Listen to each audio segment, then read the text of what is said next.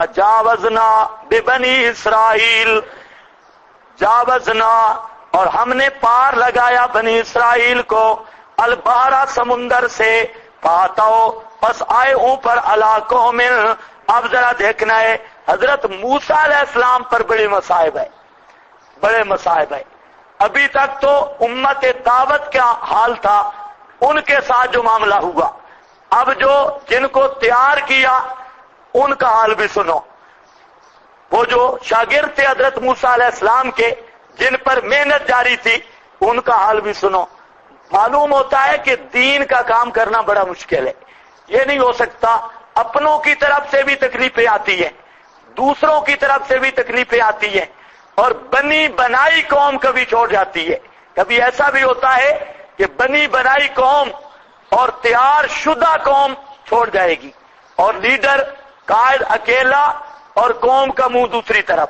اور بڑے بڑے قائدین کے ساتھ ایسا ہوا، بڑے بڑے محدثین کے ساتھ ایسا ہوا کہ ساری قوم چھوڑ گئی۔ امام بخاری رحمہ اللہ جیسا محدث، عظیم محدث، وہ جب امام زولی کے ایریا میں گئے، حالانکہ زولی استاد تھا اور یہ بھی محدث تھا، تو ان بزرگوں نے دیکھا کہ امام بخاری کی شہرت بہت آگے نکل گئی ہے۔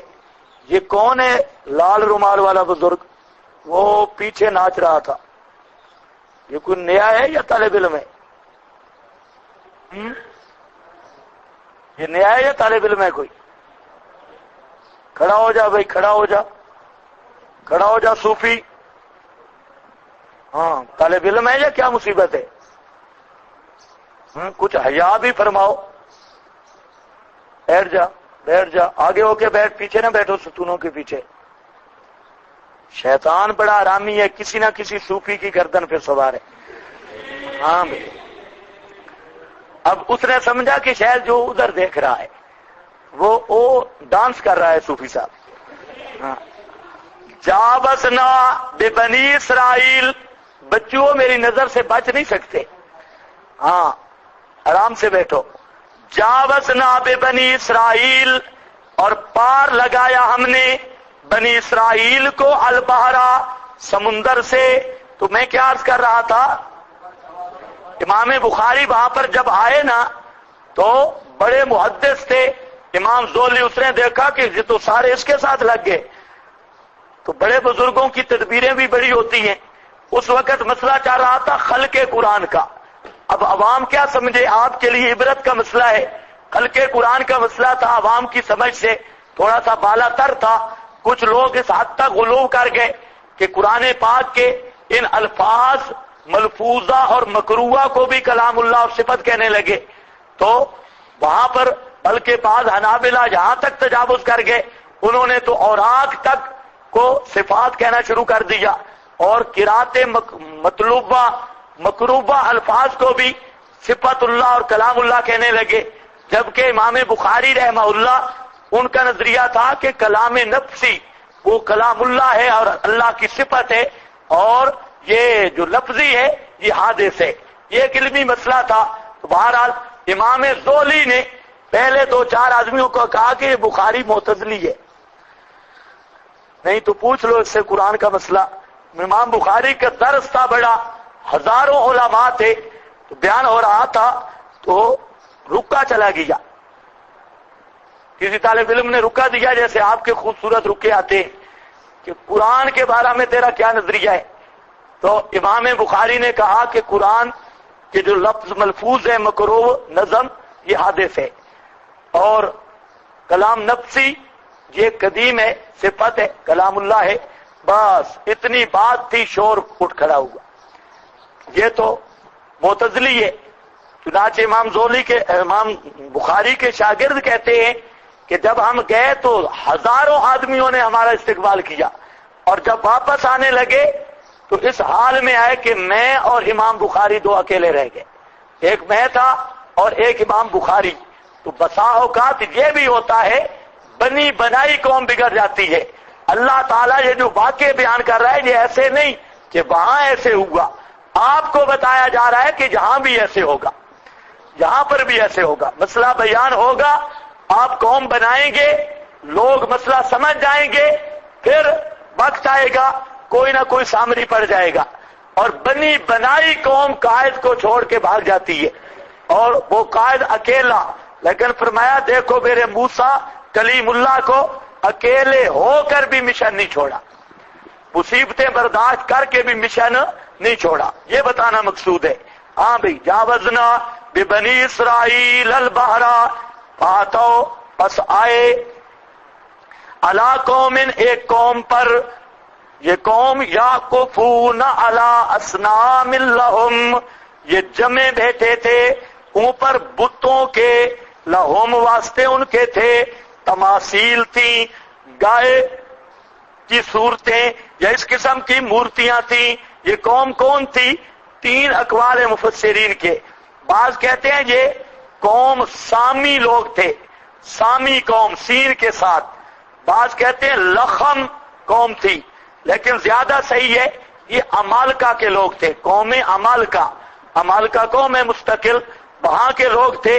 تو وہ انہوں نے کچھ معبود بنا رکھے تھے گائے کے, تو سارے گائے پرستی کرتے ہندوؤں کی طرح. تو انہوں نے بھی کوئی مورتیں شورتیں بنا رکھی. قالو یا موسیٰ, کہا انہوں نے اے موسیٰ اجعل لنا الہن بنا دے مقرر کر ہمارے لیے بھی الہن ایک الہ مجسم معبود کما لہم آلہہ جیسے ہیں واسطے ان کے آلہۃن الہ.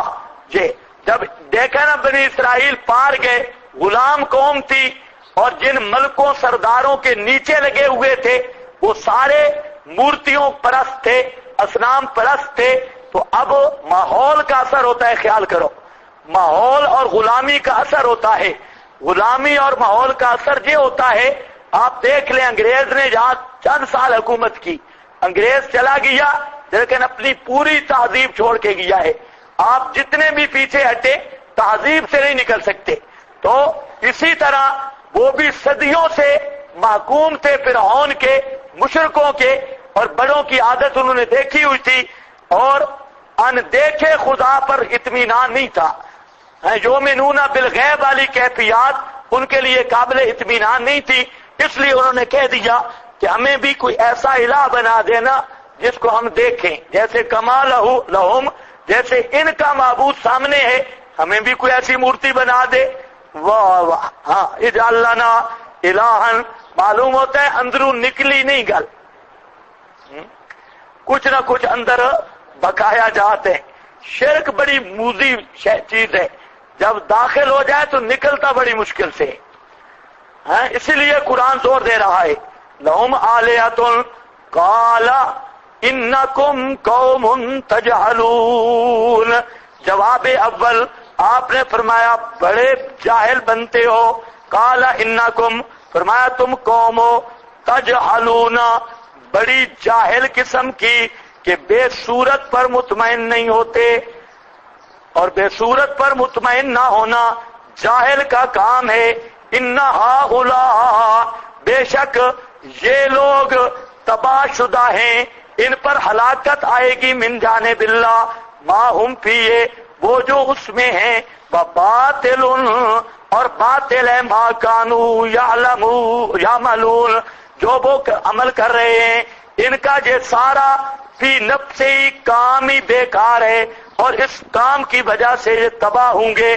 قال اغیر اللہ یہ دوسرا جواب ہے. فرماتے ہیں ظالموں جاہلو اغیر اللہ ہے کیا اللہ کے سوا میں تلاش کروں الہن الہ کوئی دوسرا الہ. سمجھو ذرا بات, اغیر اللہ ہے کیا سوائے اللہ کے, ابغیکم تلاش کروں میں کوئی دوسرا الہ, حالانکہ ہوا فضلکم اس نے فضیلت دی تم کو علی العالمین تمام جہانوں پر. اس کی بھی 2 تقریریں ہیں. فضلکم علی العالمین کا کیا معنی؟ ایک تو سیدھی سادی تقریر ہے, وہ یہ ہے کہ میں اللہ کے سوا کسی کو الہ بناؤں, حالانکہ اللہ نے ہمیں اشرف المخلوقات بنایا, اور اشرف المخلوقات بھلا دوسری مخلوق کو کیسے الہ مان سکتی ہے؟ او بزرگو اللہ نے ہمیں کیا بنایا؟ اشرف المخلوقات. تو اس اشرف المخلوقات ہونے کا تقاضا یہ ہے کہ الہ صرف اللہ کو مانا جائے. کیوں؟ جب دوسروں کو مانیں گے یا تمہارے برابر ہوں گے مخلوق میں یا تم سے کم ہوں گے، تو برابر والا بھی الہ نہیں بن سکتا، کم والا بھی الہ نہیں بن سکتا۔ الہ وہ ہوتا ہے جو تمام صفات کمالیہ سے موصوف ہو۔ تو اشرف الخلق ہونے کا تقاضا یہ ہے کہ ہم صرف اللہ کو پوجیں، اللہ کے علاوہ کسی کو الہ نہ بنائیں، ایک۔ اور دوسری تقریر یہ ہے کہ ابغیکم الہ، دوسرا معنی از اتخاذ نیچے لکھا ہے، کیا مطلب کہ اللہ کے سوا میں کسی کو الہ کیسے بنا سکتا ہوں؟ ایک تو الوہیت پر دلائل قائم ہے، دوسرا وہ محسن بھی ہے۔ ایک تو الوہیت پر دلائل قائم ہے اور دوسرا معنی کیا ہے کہ وہ محسن، کیا مطلب اس نے احسان کیا اور ہمیں اشرف المخلوقات بنایا۔ اب احسان محسن کی ناشکری کیسے کریں؟ دوسرے کو الہ بنانا تو یہ ناشکری ہوگی۔ تو یہ دونوں تعبیریں صاف ہیں۔ علی العالمین بَإِذْ أَنْجَيْنَاكُمْ مِنْ آلِ فِرْعَوْنَ، اور جس وقت انجیناکم نجات دی تم کو، من آل فرعون، آل فرعون سے، یسومونکم، یا آل فرعون سے مطلب ہے ہم مذہب فرعون، اتباع فرعون، جو فرعون کے ہم مذہب تھے۔ یہ خود تو نامراد انین تھا، انین سمجھتے ہو نا، نامرد تھا، بنا ہوا رب ہے اور ہے نامرد۔ ہاں بھائی چلاسی ادھر لے آ، کابل ہے، اچھا ادھر اس پٹی والے سب مر گئے ہیں۔ ہاں چلاسی بابا پھنس گیا، پٹی والے فوت ہو گئے، اللہ مغفرت فرماوے۔ ہاں چلو، بَإِذْ أَنْجَيْنَاكُمْ مِنْ آلِ فِرْعَوْنَ، اور جس وقت نجات دی ہم نے تم کو آل فرعون سے۔ یہ پڑھی ہوئی ہے بھائی سورۃ البقرہ جس نے پڑھی ہے، اب چلتا بنے۔ یسومونکم آل فرعون، وہ کیا تھا؟ یسومونکم سوء العذاب، پہنچاتے تھے تم کو برا عذاب۔ یہ یقتلون تفسیر ہے یسومونکم کی۔ وہ برا عذاب کیا تھا؟ یقتلون ابناءکم، وہ قتل کرتے تھے تمہارے بیٹوں کو، ویستحیون نساءکم، اور بے حیا بناتے، تینوں معنی بن سکتے ہیں تمہاری عورتوں کو۔ وفی ذالکم بلاء من ربکم عظیم، یہ بھی بتایا بلا کے دو معنی ہیں، بلا کا معنی ابتلا مصیبت بھی ہے اور بلا کا معنی نعمت بھی ہے۔ اگر انجا مشار الیہ ہو تو یہ نعمت تھی تمہارے رب کی طرف سے بڑی، اور اگر یہ قتل وغیرہ عذاب ہو تو پھر یہ عذاب آزمائش تھی، بلاء من ربکم عظیم، یہ سورہ بقرہ میں پڑھ چکے ہیں۔ وَوَعَدْنَا موسیٰ، اب خیال کرنا ہے امت اجابت کا مرحلہ ثانیہ۔ پہلا مرحلہ کیا تھا؟ انہوں نے دیکھا چند مجسم معبودان باطلہ کو تو ان کے منہ میں بھی پانی آ گیا، جی ہمیں بھی کوئی ایسا الہ بنا دو۔ واہ واہ، قوم تو ہوئی نا، ہمیں بھی بنا دو۔ اب دوسرا مرحلہ شروع ہو رہا ہے۔ وَوَعَدْنَا موسیٰ، اور وعدہ لیا ہم نے حضرت موسیٰ علیہ السلام سے، 30 لیلۃ، 30 راتیں، وَأَتْمَمْنَاهَا، اور ہم نے پورا کیا ان کو، بِعَشْرٍ، 10 کے، فَتَمَّ مِیقَاتُ رَبِّهِ، اور سب مل کر پورا ہو گیا مقرر شدہ وعدہ وقت، ربِّهِ، تیرے رب کا، اس کے رب کا، 40 لیلۃ، 40 رات۔ وقال موسیٰ لأخیہ، ابتداءً وعدہ کتنے دن کا تھا؟ 30 راتوں کا، اور پھر 10 کو بڑھا دیا گیا تو کتنے بن گئے؟ 40۔ اچھا جی، یہ کیوں بڑھایا گیا؟ بزرگ فرماتے ہیں، بزرگوں سے سنا ہے، فرماتے ہیں کہ حضرت موسیٰ علیہ السلام روزے رکھے، اور جب آخری دن تھا، یہ 30 دن ذی قعدہ کے تھے، تو آخری دن وہ جو روزے دار کے معدے کی بو آتی ہے، ایک تو ہوتی ہے وہ دانتوں کی بو، وہ نہیں مراد، معدے کے خلو کے وقت جو معدے سے بو اٹھتی ہے تو وہ اللہ کے ہاں محبوب ہے، روزے دار کی وہ بو، یہ بھی عجیب مسئلہ ہے۔ اچھا چلو، تو وہ بو اللہ تعالیٰ کو پسند تھی. حضرت موسیٰ علیہ السلام نے روزہ رکھ کے دیکھا کہ بو آ رہی ہے تو انہوں نے آخر میں مسواک کر دیا, اور وہ اچھی کوئی لکڑی تھی اس سے, جس کی وجہ سے وہ بو ختم ہو گئی. تو اللہ نے فرمایا پھر 10 دن اور روزے رکھ تاکہ وہ بدبو پیدا ہو, اور وہ بدبو مجھے پیاری ہے جو خلوب اور وہ فم صائم سے, اصل میں معدے کے خلوب کی وجہ سے جو بدبو آتی ہے, تو 10 دن اور بڑھا دیے گئے. سمجھ گئے یا نہیں سمجھ گئے؟ یہ تو آپ نے رٹا ہوا ہوگا, ہاں, لیکن بیان کرتے ہیں بزرگوں سے سنا جائیے, لیکن ہے بڑا بعید, ہے بڑا بعید. خطیب شتیب تو اکثر بیان کرتے ہیں ماشاءاللہ, لیکن ایک مسواک کی وجہ سے 10 دن روک دے گئے, تو ایسی لگتی بہرحال گپ ہے, اس پر کوئی مضبوط ٹھوس بات نہیں. پھر کیوں بڑھایا؟ ایک جواب تو واضح ہے, اللہ کی مرضی. کیوں بڑھایا؟ بڑھا سکتا ہے, کون پوچھ سکتا ہے. باقی جو وجہ جب تک منسوخ نہ ہو تو ہم کیا کہہ سکتے ہیں؟ پہلے بھی آپ کو بتایا قانون, ابہموا ما ابہم اللہ ورسولہ, جب تک کسی چیز کی تعیین من جانب اللہ یا من جانب الرسول واضح طور پہ نہ ہو تو ہم جزم نہیں کر سکتے. بعض علماء نے ایک توجیہ اور لکھی ہے, وہ فرماتے ہیں کہ اصل میں 30 دن تھے انتظار کے, وہاں پر رہ کے انتظار کرنا تھا, اور اس کے بعد ایک ایک تختی ملتی تھی, اور کل 10 تختیاں تھیں, تو 10 دن لگ گئے تورات لیتے لیتے.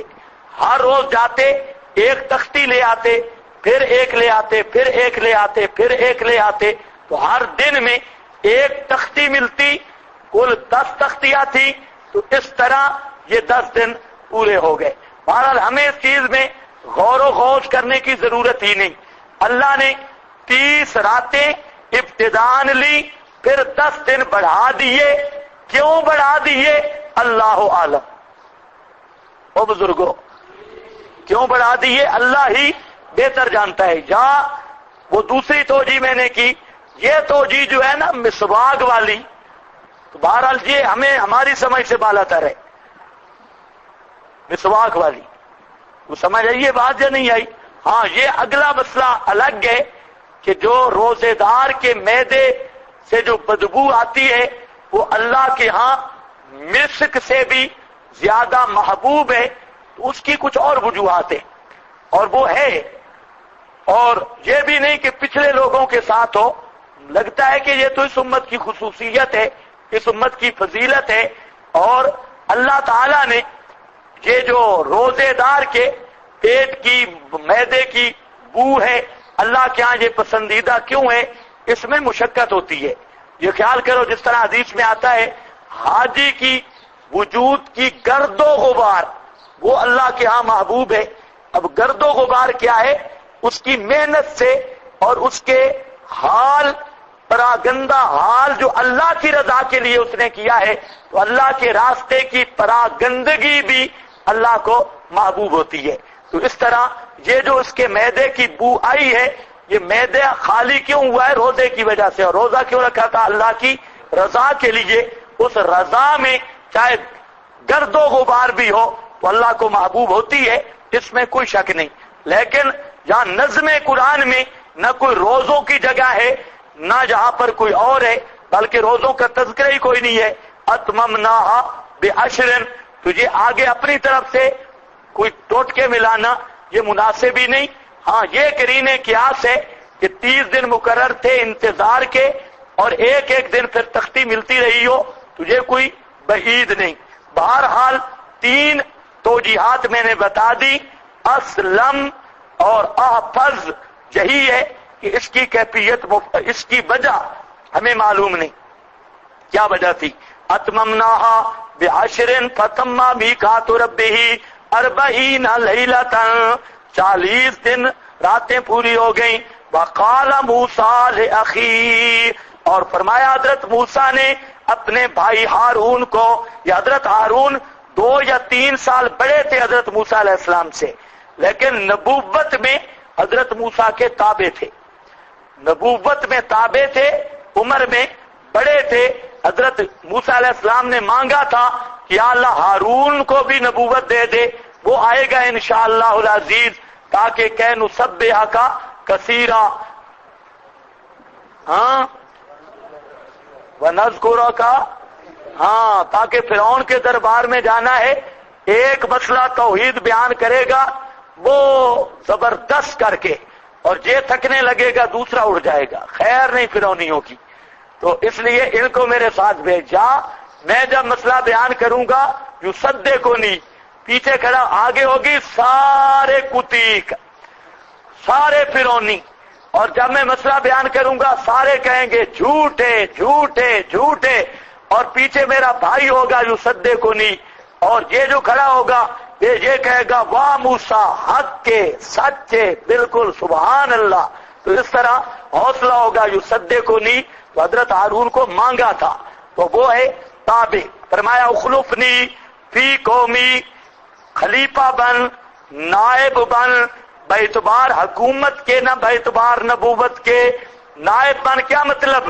نیابت کر ان کی نگرانی میں، یہ نہیں ہے کہ میں نے نبوت میری ختم اور تیری باقی، نبی میں بھی ہوں نبی تو بھی ہے، حکومت میں، حکومت کے اعتبار سے نیابت کر۔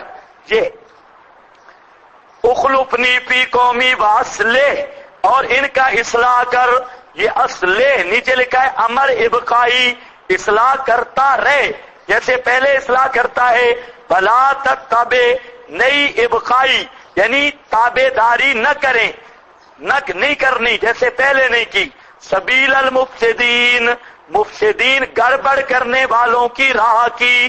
یہ کیوں فرمایا سبیل المفسدین؟ یہ ابھی ابھی آپ نے پڑھا ہے، انہوں نے کہا اجعل لنا الہا، قوم ایسی تھی، حضرت موسیٰ کا تجربہ تھا، خیال کرو بعض بریلے کہتے ہیں دیکھو پتہ تھا نا، پتہ تھا نا، کیا نا، ولا تتبع سبیل المفسدین، پتہ تھا نا، بس استدلال پورا ہو گیا۔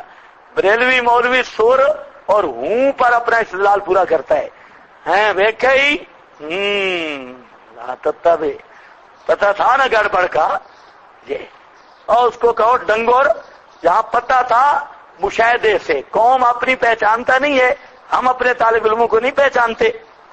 حضرت موسیٰ علیہ السلام بھی تو قوم کے ساتھ رہے، پہچانتے تھے، ابھی جو اوپر گزرے دریا پار کیا تو کہا ہمارا بھی ایک چھوٹا سا ہیرا ہونا چاہیے، تو قوم کی عادت کو جانتے تھے، اس لیے فرمایا اگر کوئی گڑبڑ ہونا سبیل المفسدین تو پھر ان کی اتباع نہ کرنا۔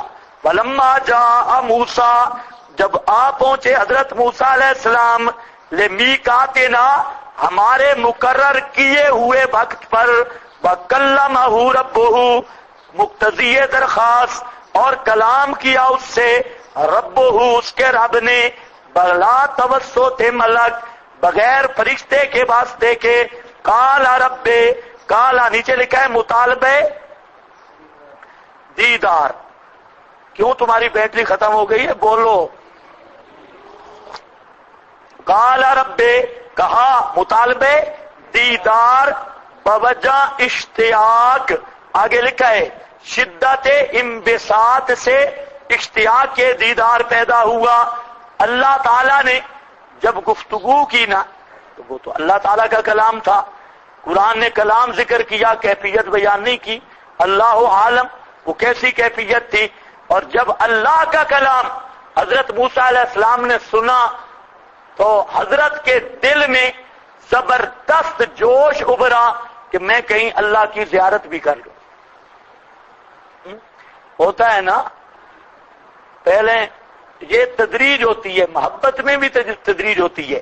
ابتدان کیا ہوتا ہے کہ کوئی نام ذکر کرے تو اس کے دل میں ٹھنڈک لگتی ہے، محبوب کا کوئی دوسرا نام بھی ذکر کرے، یہ چپ کر کے اندر اندر ٹھنڈا ہوتا رہتا ہے۔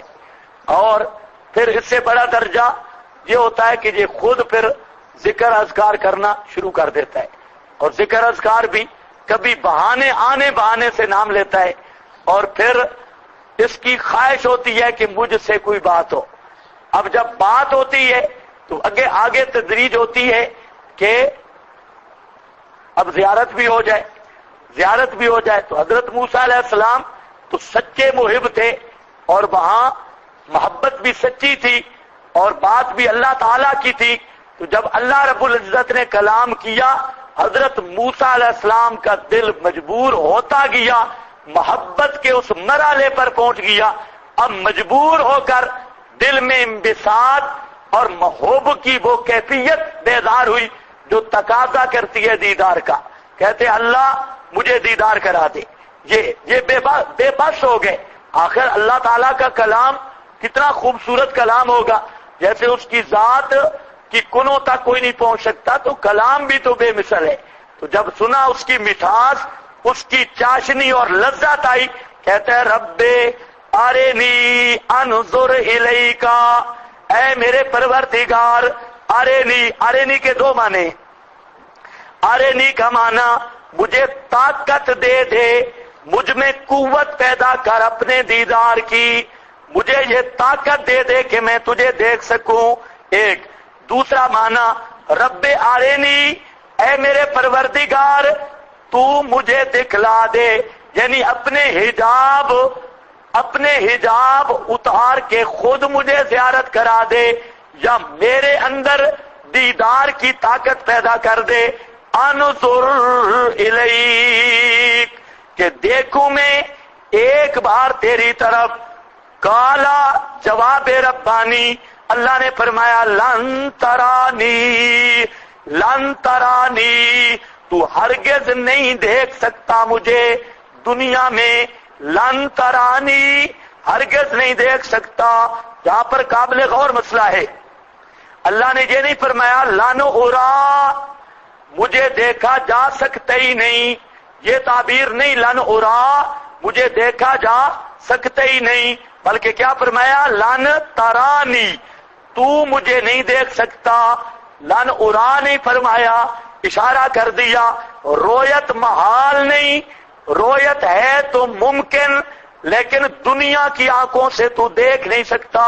یہاں پر مسئلہ سمجھو, اللہ تعالیٰ کا دیدار ہو سکتا ہے یا نہیں, یہ ایک اختلافی مسئلہ ہے.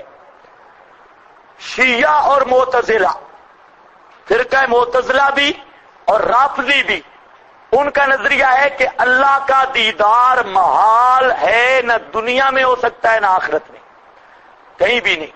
وہ محال کے قائل ہے. جبکہ اہل سنت والجماعت اس کا نظریہ ہے کہ دیدار الہی ممکن ہے اور دنیا میں واقع نہیں ہوگا. دنیا میں ان آنکھوں کے ساتھ کسی کو بھی اللہ کا دیدار نہ ہوا ہے نہ ہو سکتا ہے, اور آخرت میں جنت کے اندر جا کر تمام جنتیوں کو اللہ تعالیٰ کا دیدار ہوگا. یہ اہل سنت اور یہی مذہب حق ہے کہ دنیا کے اندر دنیا کی فانی آنکھیں اللہ کی واجب الوجود ذات باقی کا ادراک نہیں کر سکتی. اور یہ جو ملا ملوانے بیان کرتے ہیں معراج کی رات نبی پاک علیہ السلام نے اللہ کا دیدار سر کی آنکھوں سے کیا, یہ نرے بے ایمان جھوٹے ہیں.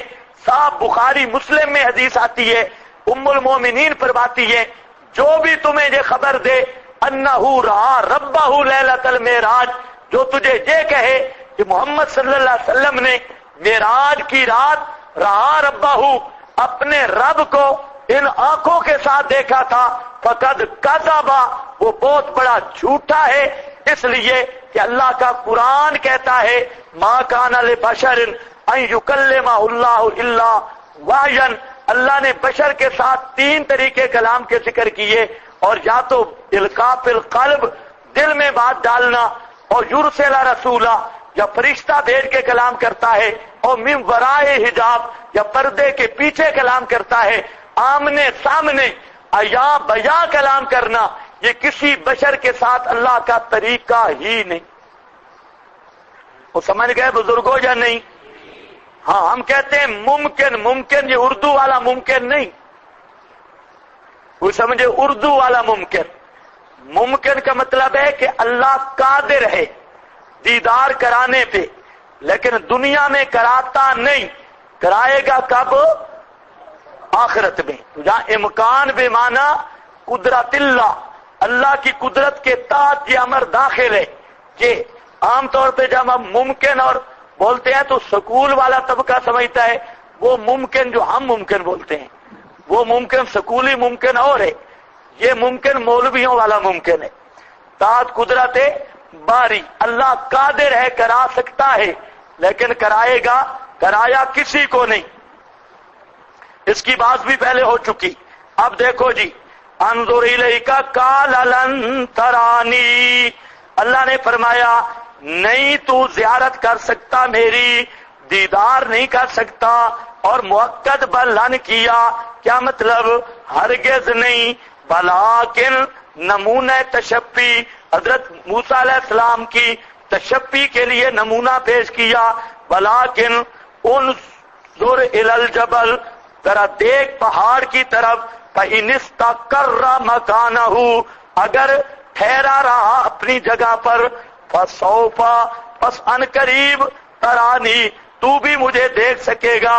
فلما تجلی ربہ للجبل، پس جس وقت تجلی ڈالی اس کے رب نے پہاڑ پر. جعلہ دکا، کر دیا اس کو ریزہ ریزہ. وخر موسیٰ صعقا، اور گر پڑے موسیٰ علیہ السلام بے ہوش ہو کر. اللہ نے فرمایا کہ دیکھ لے، میں ایک تھوڑی سی تجلی ڈالتا ہوں پہاڑ پر، اور پہاڑ تھا بہت بڑا، وہ مضبوط بڑا پہاڑ. فرمایا اس پہاڑ پہ میں تجلی ڈالتا ہوں، اگر پہاڑ قائم رکھا رہ گیا تو سوف ترانی، پھر تو بھی دیکھ سکے گا. اور اگر پہاڑ نہیں برداشت کر سکتا تو بھی برداشت نہیں کر سکتا. یہ کیوں کہا؟ یہ تشبی کی حضرت موسیٰ علیہ السلام کی، تسلی اور تشبی کے لیے. چنانچہ حضرت موسیٰ علیہ السلام ادھر کھڑے ہو گئے. اللہ نے اپنی تجلیات، اللہ کی ذات تو براء البراء ہے نا، اپنی تجلیات میں سے ایک معمولی سی تجلی ڈالی. تھوڑی سی تجلی تھی پہاڑ پر، تو پہاڑ پر تجلی کا جانا تھا. وہ اینکو والا بزرگ سو رہا ہے.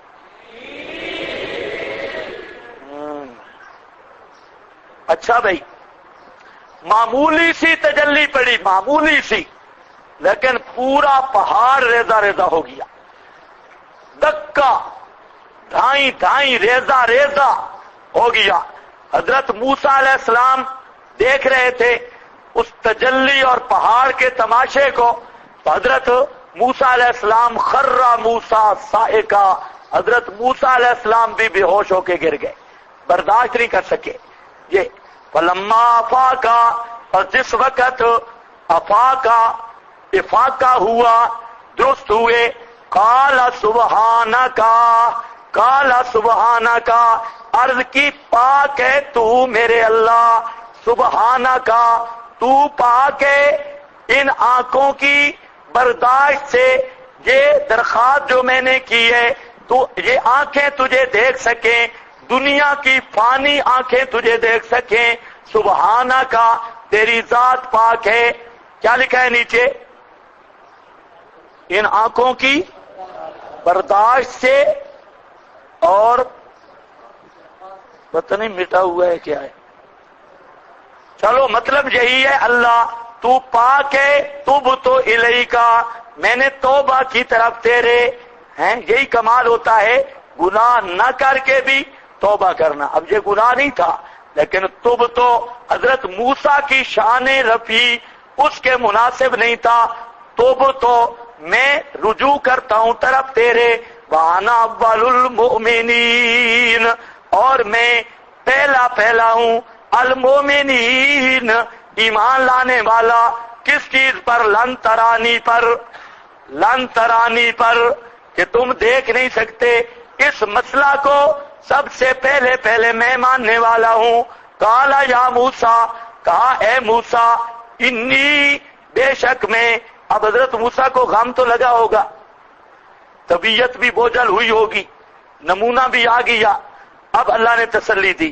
یا اس جملے کا مقصد ہے آمدن برسر مطلب، آمدن برسر مطلب. یہ تو درمیان میں بات ہو گئی، اب فرمایا جو اصل مقصود ہے وہ یہ ہے، اے موسیٰ انی بے شک میں اصطفیتک علی الناس چنا ہے تم کو لوگوں پر اپنی پیغامات کے ساتھ اور کلام کے ساتھ، فخذ ما آتیتکم پس لے اس کو جو میں تجھے دے رہا ہوں، وکم من الشاکرین اور ہو جا شکر گزاروں سے، اس پہ شکر کر اس نعمتوں پر، وَكَتَبْنَا لَهُ فِي الْأَلْوَاحِ اور لکھا ہم نے لہو حضرت موسیٰ کے لیے فی الألواح تختیوں میں، یہ الواح جو تھی تختیاں تھیں، پتہ نہیں کس چیز کی، بعض کہتے ہیں پتھر کی تختیاں تھیں یا کوئی سنہری تختیاں تھیں، ان تختیوں پر تورات لکھی ہوئی تھی، من کل شیء ہر چیز سے،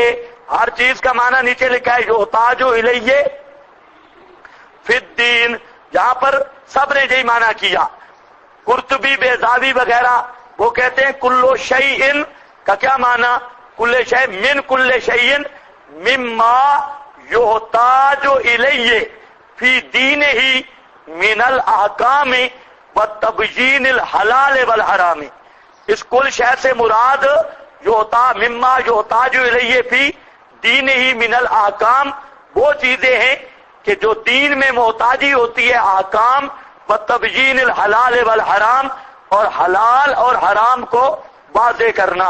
یہ قرطبی میں بھی احکام القرآن جساس نے اپنا قرطبی احکام القرآن قرطبی اور یہی رازی روح المعانی وغیرہ میں بھی اور بھی سب کتابوں میں عبارت مل جائے گی کہ اس سے مراد ہر وہ ضروری چیز ہے جس کی دین میں ضرورت تھی۔ من کل شے یہ بریلویوں والا کل نہیں ہے، من کل شے ہر چیز سے تھا، ہر چیز سے۔ موعظۃً یہاں کل کو کیا بنائیں گے، عرفی، یہاں کل کیا ہے، عرفی۔ موعظۃً خیال کرو، اور واسطہ کل شے یعنی باز، وتفصیلا لکل شیء اور تفصیل تھی، واسطہ اور تفصیل تھی لکل شیء، کل شے کا معنی سمجھ گئے ہو نا، دین کے ضروری احکام وہ تھے، ورنہ ہر چیز تو نہیں تھی نا، فتاوی رضویہ تو نہیں تھا نا تورات میں، اور جال حق بھی، مقیاس حنفیہ جیسی پوتھی بھی، یہ بھی تو نہیں تھی۔ کچھ سمجھ آئی یا نہیں آئی؟ تو یہ کل عرفی ہے۔ بریلوی عجیب نسل ہے، بہت چبل مذہب بریلویوں کا، جہاں پر کل ماننا ہوتا ہے وہاں نہیں مانتے، اور جہاں کل استغراقی ہے وہاں نہیں مانتے، جہاں کل عرفی ہو اس کو استغراقی بناتے ہیں، بالکل الٹا مذہب۔ ہاں بھئی، جیسے اوتیت من، ملکہ بلقیس کو ہر چیز دی گئی تھی، یا بریلوی مولوی تو نہیں ملے تھے ان کو، ہر چیز تو نہیں دی گئی تھی نا، یہاں مولوی عمر اشرفی نے جواب دیا، تم کہتے ہو کل عرفی ہے، اوتیت من کل شے، یہ من جو آیا ہے ہر چیز سے تھوڑا تھوڑا دی گئی تھی، ہم کہتے ہیں یہ بھی مسئلہ ہے، ہر چیز سے تھوڑا تھوڑا بھی نہیں دی گئی تھی۔ ہاں، جب اللہ تعالیٰ نے موسیٰ سے کلام کی تو کلام کی آواز ہر جانب سے آتی تھی یا کسی ایک جانب سے، تو حضرت موسیٰ کو پتا ہوگا جس نے آواز سنی۔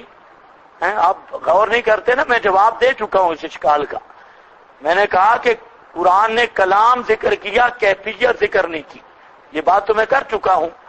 آپ توجہ سے اگر سنیں تو باتیں ساری آ جاتی ہیں، بعض ایسے لاجانی سوال ان کو وقت ضائع کرنے کا فائدہ ہی نہیں، بس ایسے کیل کال، ورنہ اگر نیت سیدھی ہو نا تو آپ غور کریں تو آپ کے سب یہاں کوئی چیز رہ نہیں جاتی۔ لیکن امام احمد بن حنبل کے بارے میں ایک روایت ہے کہ اس نے خواب میں اللہ کا دیدار کیا، تو کیا یہ سچ ہے عنایت اللہ؟ یہ جو مسئلہ ہے نا خواب میں اللہ کا دیدار، یہ اس کا کوئی ثبوت نہیں، خواب میں اللہ کا دیدار کرنا اس کا کوئی ثبوت نہیں، کسی صحابی کو نہیں ہوا، تابعی کو نہیں ہوا، اور ایسی گپے ہیں، بعد والے بزرگ بھی کہتے ہیں میں نے اللہ کو خواب میں دیکھا، یہ کیا وہ، تو خواب میں زیارت ہوتی ہے صور مثالیہ کی. عالم خواب کیا ہے؟ اس میں زیارت کس کی ہوتی ہے؟ صور مثالیہ. یہ ذہن میں رکھو. آپ میں سے کوئی کسی کو خواب میں ملے تو آپ کو پتا ہوتا ہے میں فلانے کو ملا ہوں. آپ تو جہاں پڑے ہیں اور کراچی کسی کو خواب میں مل رہے ہیں، وہاں پر بھی پھر رہے ہیں، وہ کیا ہوگی؟ آپ کی صورت مثالیہ. اور لیسا کا مثل ہی شیئن، اللہ تعالیٰ کی نہ کوئی صورت ہے نہ کوئی مثال ہے. کچھ سمجھ آئی یہ بات؟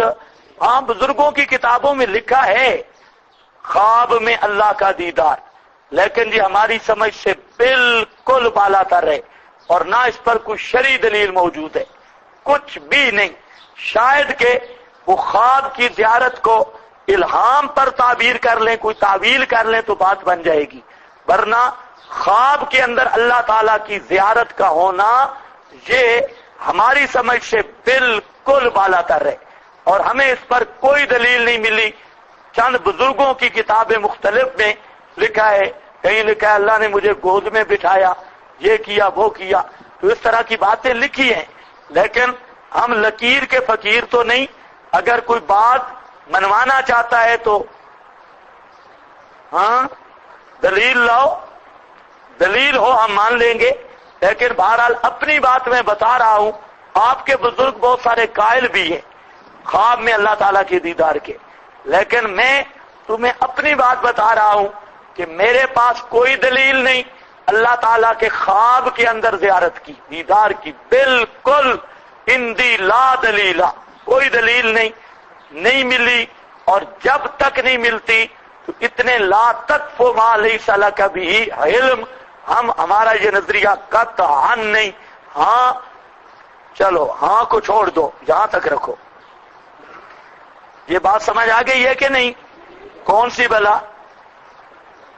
تفصیل لکل شیء، یہ کل کون سا ہے؟ عرفی.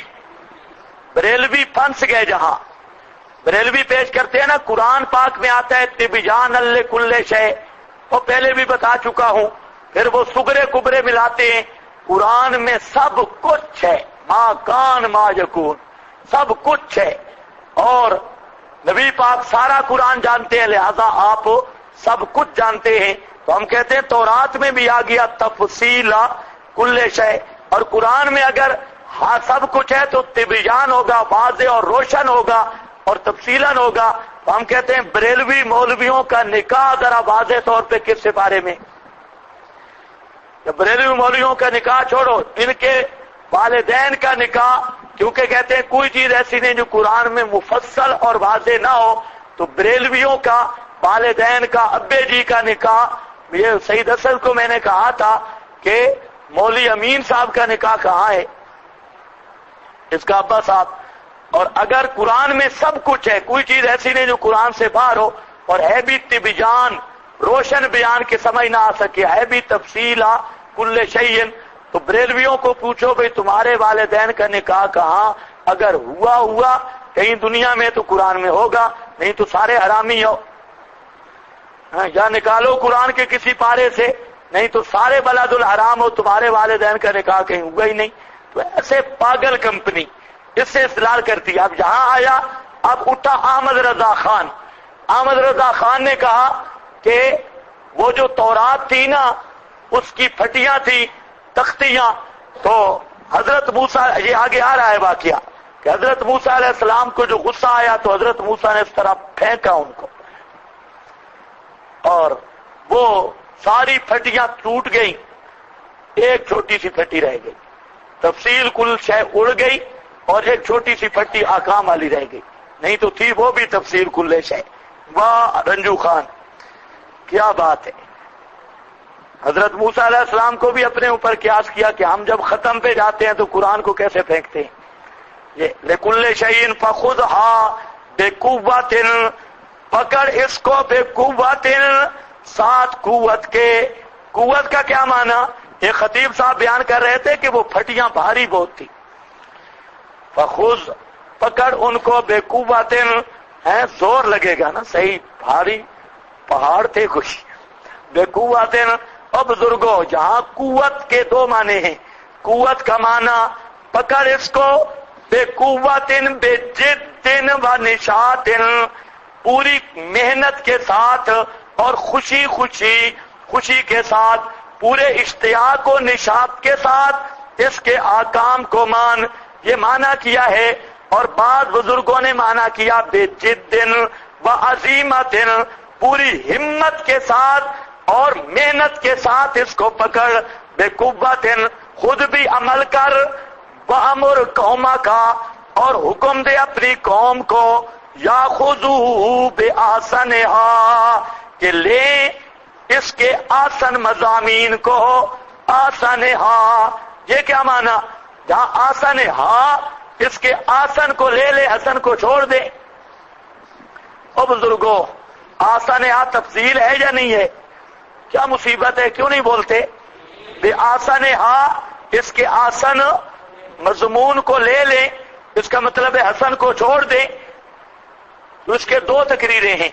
ایک تقریر یہ ہے آسن مضمون سے مراد عقائد اور عزائم ہیں، عزیمت، اور حسن سے مراد ہے امور جن میں رخصت تھی۔ ہر شریعت میں دو قسم کے امر ہوتے ہیں، مثلا اب روزے ہیں، مسافر کے لیے روزے رکھنے کی اجازت اور رخصت ہے، اگر رکھے تو روزہ ہو جائے گا، لیکن رکھنا کیا ہوگا؟ عزیمت، نہ رکھنا رخصت، اور رکھنا کیا ہوگا؟ عزیمت۔ یہ عزیمت کا یہ مطلب ہوتا ہے، ایک رخصت ہوتی ہے، ایک عزیمت۔ تو روزہ نہ رکھنا مسافر مریض کے لیے یہ رخصت ہوگی، اور رکھنا یہ عزیمت ہوگی۔ تو اسی طرح کے اور بھی بہت سارے احکام ہیں۔ تو یہاں پر بھی ایک مشرک ہے، مشرک نے کلاشن آپ کے سینے پہ رکھ دی اور کہتے ہیں ذرا کہہ یا علی مدد۔ آپ میں سے تو کوئی بھی نہیں کہتا۔ یہ ادھر ہمارا طالب علم تھا نیّر، ادھر میرے پاس 2-3 دورے پڑا، وہ نیّر لڑکا۔ تعلیم القرآن میں جب حملہ ہوا یہودیوں کا تو وہ سب طالب علموں کو یہی کہتے کہ یا علی مدد کا نعرہ لگاؤ تو ٹھیک بچ جاؤ گے۔ اب جو یا علی مدد کا نعرہ لگاتے گئے ان کو چھوڑتے گئے، جو نہیں لگاتے تو مارتے گئے۔ تو وہ نیّر تھا، وہ یہاں ادھر سے پڑ گیا، ادھر سے میرا خیال ہے جو پڑ جائے تو وہ گڑ بھی جاتا ہے۔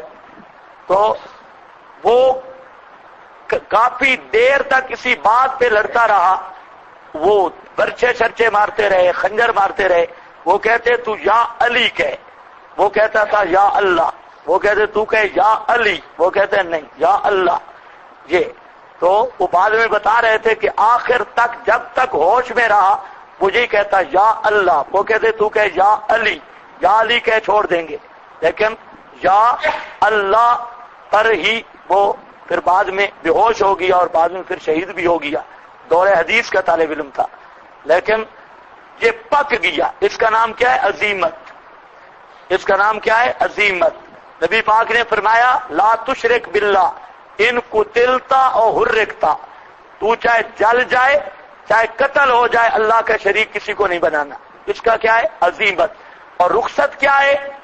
الا من اکرہا وقلبہ مطمئن بالایمان، ایک آدمی پھنس گیا، مجبور ہو گیا، لیکن دل میں ایمان تھا، اوپر سے یا علی کہہ بھی دیا صرف جان بچانے کے لیے، تو یہ جائز ہے شریعت میں، رخصت کا مقام ہے۔ لیکن عزیمت ہے جان دے دینا۔ اسی طرح تورات کے بھی 2 طرح کے عزائم تھے، احکام تھے، عزیمت اور رخصت۔ تو بعض نے یہ تقریر کی آسن سے مراد ہے عزائم جو عزیمت والے احکام ہیں، اور حسن سے مراد ہے رخصت والے احکام جن میں رخصت تھی۔ اور اصل بات یہ ہے کہ یہاں آسانہ کی قید واقعی اور اتفاقی ہے، یہ قید اعتراضی ہے ہی نہیں۔ تورات کے احکام اللہ کی ہر کتاب کا ہر مضمون آسن ہے، تو یہ باعتبار واقعی قید ہے نہ کہ اعتراضی۔ ساوریکم میں دکھاؤں گا تم کو دار الفاسقین، حویلی گھر فاسقین کا، ساوریکم اس کے کیا مطلب ہے؟ 2 مطلب ہیں۔ دکھاؤں گا تم کو دار الفاسقین، فاسقین کے گھر، دار الفاسقین سے مراد کیا ہے؟ بعض نے کہا مراد جہنم ہے، دار الفاسقین سے مراد کیا ہے؟ جہنم۔ دکھاؤں گا تمہیں فاسقوں کا دار، اور فاسقوں کی جگہ کیا ہے؟ جہنم، جہنم دکھاؤں گا۔ اور مطلب کیا ہوگا کہ ان کو لو بے آسنہا، قوم کو بتا، یا خذو کہ اس کے آسن کو لے لو، تورات جو مسئلہ بتاتی ہے اس کو مان لو، اگر نہ مانا تو تمہیں جہنم میں داخل کروں گا۔ اس کو مانو، نہ ماننے کی صورت میں دار الفاسقین سے مراد کیا ہے؟ جہنم، تمہیں جہنم میں داخل کروں گا۔ ایک دوسرا یہ ہے کہ یہاں یہ ثمرہ دنیاویہ ہے، اور مطلب کیا ہے؟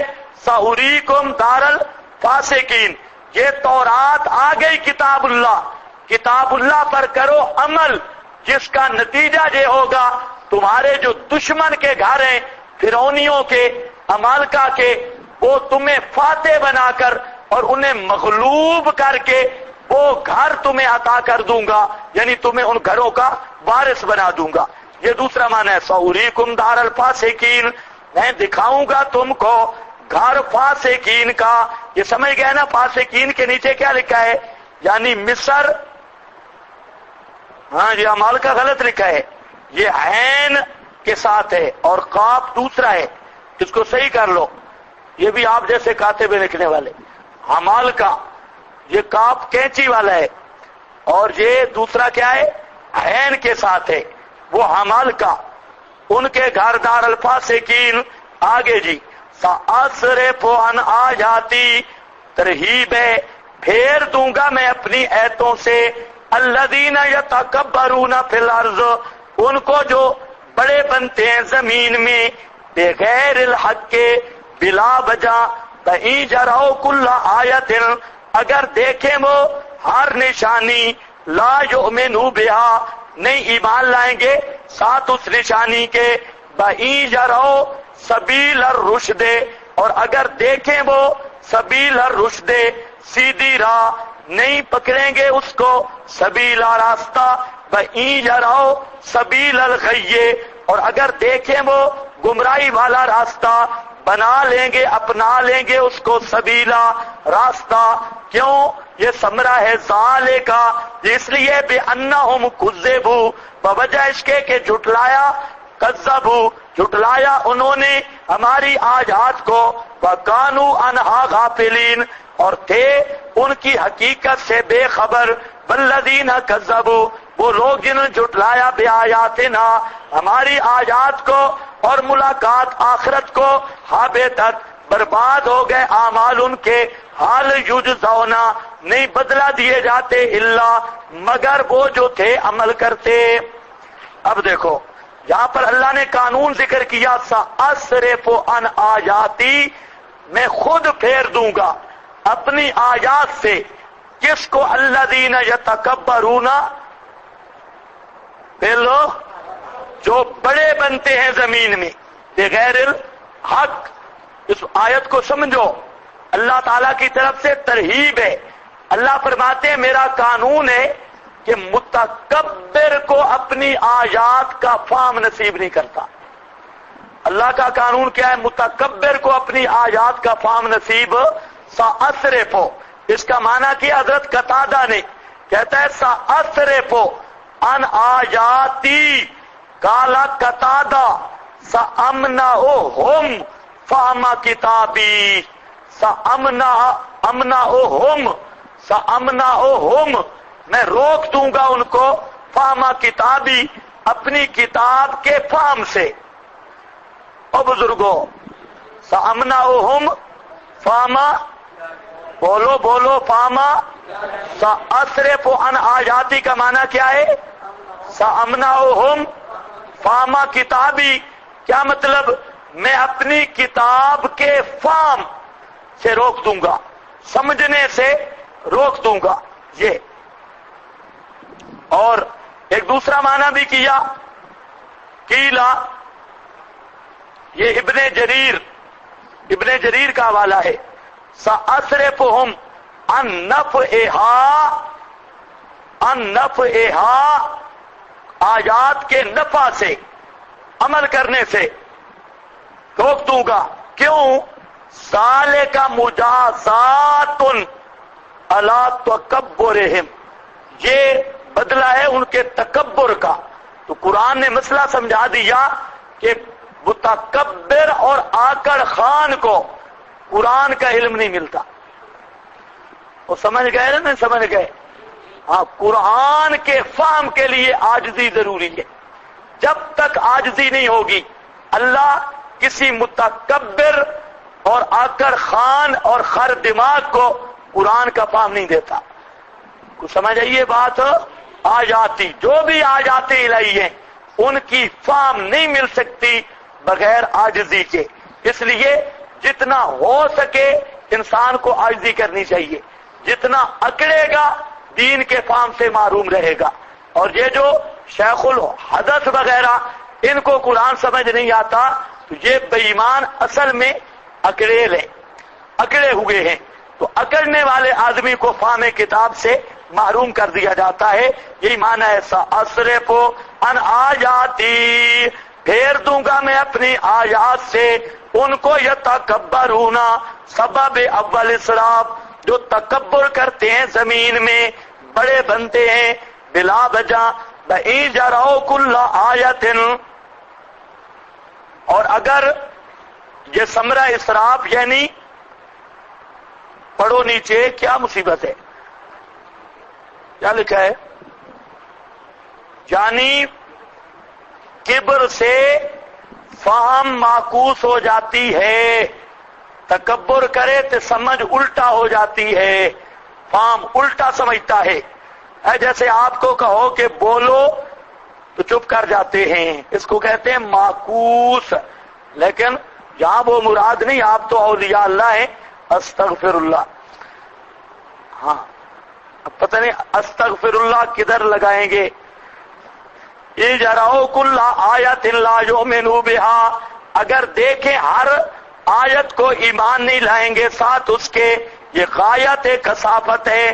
اور اگر دیکھیں بھائی بعض طبیعتیں ہوتی ہیں نا، بعض ایسی طبیعتیں ہیں کہ دنیا جہان کا جو گند بھی اس کے سامنے پیش کرو نا خوشی سے قبول کر لے گا، اس کی طبیعت میں خباثت ہے۔ اور بعض ایسی طبیعتیں ہیں کہ قرآن سے ہٹتی نہیں، قرآن سے ہٹتی نہیں، ان کی طبیعت میں نیکی ہے۔ تو اللہ فرماتے ہیں یہ بھی ایسے ہیں کہ اگر دیکھیں نا سبیل الرشد، ہدایت کی راہ نہیں اپناتے اس کو، لا یتخذو ہو، سبیلا کا معنی اس کو اپناتے نہیں ہے، اس کو راہ نہیں سمجھتے۔ اور اگر دیکھیں سبیل الغی، گمراہی اور ٹیڑھی راہ، بنائیں گے اسے راستہ۔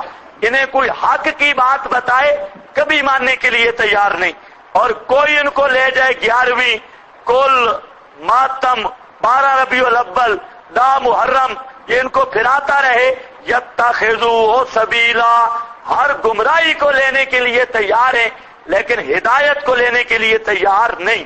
یہ ان کی فطرت کا مسخ ہے۔ ذالک، یہ ثمرہ، بِأَنَّهُمْ كَذَّبُوا بِآیاتنا، اس لیے کہ انہوں نے تکذیب کی ہماری آیتوں کی اور تھے اس سے غافلین۔ یہ غافلین پر اشکال کا جواب دے چکا ہوں کہ یہ غفلت جو ہے یہ ناشی عن الاعراض ہے، ورنہ اس پر اشکال ہے کہ جب جانتے ہی نہیں تو پھر پکڑ کیسی؟ تو یہ اعراض سے اس پیدا ہوئی ہے، یہ اس کا منشا اعراض ہے۔ والذین کذبوا بآیاتنا، ثمرہ وہ لوگ جنہوں نے جھٹلایا ہماری آیات کو، ولقاء الآخرہ، اور آخرت کی ملاقات کو۔ یہ کون لوگ ہیں؟ حبطت اعمالہم، حبط ہو گئے۔ حبط اعمال کا کیا مطلب ہے؟ ثواب کا ضائع ہونا۔ او بزرگو، حبط اعمال کا کیا مطلب ہے؟ عمل ہی نہیں ہویا، عمل ہوتا ہے لیکن ثواب، ہاں، حبط عمل کا یہ مطلب ہے اگر مشرک کسی کو گولی لگائے تو گولی لگ جائے گی، اگر مشرک شادی کرے تو مشرک پیدا ہو جائیں گے۔ عمل ہے کہ نہیں؟ عمل تو ضائع نہیں ہوا نا، مشرک نے ایک نکاح کیا، آگے سے بہت سارے کنگورے پیدا ہو گئے، تو اب عمل ضائع تو نہیں ہوا۔ تو مطلب ہے عمل کا ثواب یہ جو کئی ہوتے ہیں نا بجھکڑ، تو وہ پیش کرتے ہیں اس پر، اور جی مشرک کا عمل ضائع، لہذا عمل ہے ہی کوئی نہ، اسے پتہ ہی نہیں ثواب و اعمالہم، ثواب نہیں ہوتا۔ سمجھ گئے یا نہیں سمجھ گئے؟ حابطت اعمالہم، سیدھی نیت کر کے بیٹھو اور بولتے ہو، نہیں تو پھر نہیں ہوگا۔ ہاں، جتنا چپ کر کے بیٹھیں گے اتنی سزا زیادہ ملے گی۔